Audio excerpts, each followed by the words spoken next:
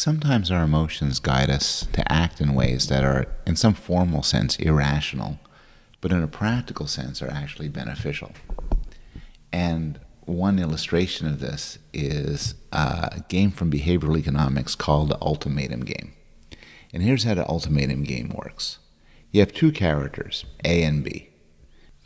And A is given, say, $10 and is asked, how much of this $10 do you want to give to B? Everything from $1 to all of it. And the rule is that B now has an option. B can either accept the money, so now A keeps whatever money A didn't give away, and B keeps whatever money he or she got, or rejects it. And if B rejects it, nobody gets anything. Now, imagine if the people are perfectly rational. If people are perfectly rational, then the offerer, A, should offer at a minimum $1, and B should accept it, because $1 is better than nothing. If you say, I reject it, nobody gets anything. And remember, this is a one-shot game. You're just playing this once, so you can't really punish people so that they behave better in the future. But interestingly, even for a one-shot game, people don't do this. They often don't accept unfair distributions. They reject them out of spite. So I know if I'm dealing with such a person, if I offer him or her $1 or $2, $3, they'd say, no way. And now nobody gets anything. But because of this, because of their irrationality, they get more money from me than a rational person would get. If I'm dealing with a rational person, I just give a small amount of money. Dealing with an irrational person, I have to deal with more. And in general, there's a sort of social usefulness of irrationality, of being emotional. A rational person is easily exploited because their response to provocations and to assault is always going to be measured and appropriate. If I go up to somebody and I steal $1 from them and they're perfectly rational, I'll say, I'm not going to make a big deal out of it. It's only $1. Well, a person with a temper will have an advantage. A person's temper might say, you stole my $1. I'm going to kill you. I'm going to kill your whole family. And that's kind of crazy. But when you deal with a crazy person, the person has the advantage that you're less likely to want to provoke them.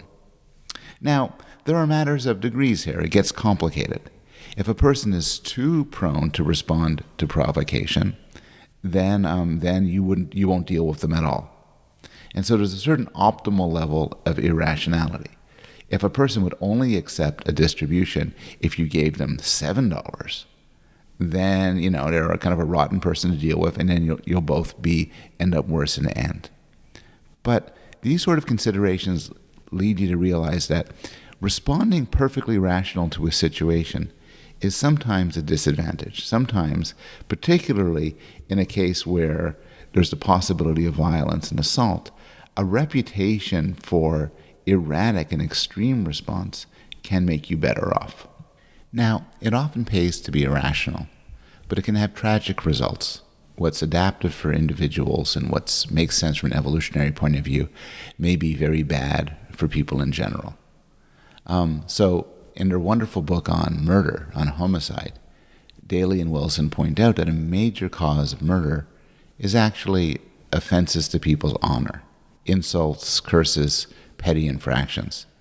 And they write, in chronically feuding and warring societies, an essential manly virtue is the capacity for violence. To turn the other cheek is not saintly but stupid, or contemptibly weak.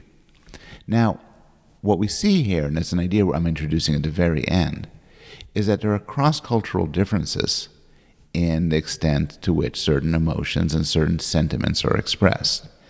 And interestingly here, the importance of reputation and the importance of reputation for the capacity for violent reprisal varies from culture to culture. Sociologists describe a culture of honor.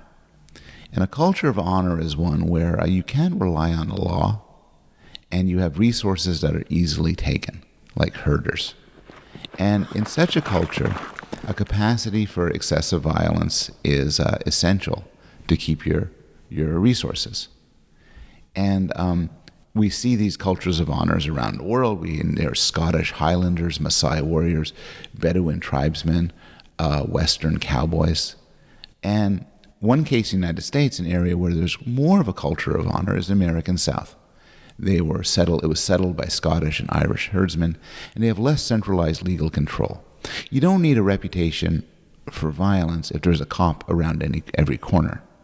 If attacks on you can be addressed properly and quickly by the state, you need it when there's no police to help you. And what's interesting is that we can see the culture of honor manifests itself in all sorts of psychological differences between individuals within such a culture and outside such a culture. So if in the United States, for instance, you find people who are raised within cultures of honors have more permissive gun laws, they're more accepting of capital and corporal punishment, they have better attitudes towards the military, they're more forgiving towards crimes of honor, like killing somebody in a fight because they insulted somebody you love. And they have higher rates of violence, but only for crimes associated with honors. They don't have, higher rates of violence because they have more violent gang wars or more violent bank robberies, but rather, bar fights, things that are triggered by insults to one's honor. And a very cool study, which I'll end with, explored this by Nisbet and Wilson. They did this at University of Michigan. And they tested undergraduates, and they were from a narrow group. They were all white males, not Hispanic, not Jewish, and some of them came from the South, and some of them came from the North. And they didn't know what the experiment that they were doing was about. But what happened was they get to go to a room, and they filled out some papers and did some tasks, and then they were told to walk across the hall. And as they were walking across the hall, a graduate student walked by and bumped them with his shoulder, kind of nudged them aside, and then said a very rude word to them. Now, afterwards, they were tested, and it turned out that the people from the South were far more upset, energized by this interaction, people of the North. They had greater levels of testosterone and cortisol, stress hormones. They gave a stronger handshake. They gave more violent words when asked to fill in the blank. And this suggests that their psychologies are different, that in some subtle way, being raised in one culture makes you, among other things, more aggressive when insulted than in another culture. Emotions, although having evolutionary roots, can be calibrated by culture. And more generally, I hope the studies we talked about and the evolutionary approach that we took suggest that emotions like fear and the love we have towards our kin, anger, gratitude, and so on, aren't noise in the system. They aren't some sort of aberrations we should get rid of. We wouldn't be better off without them.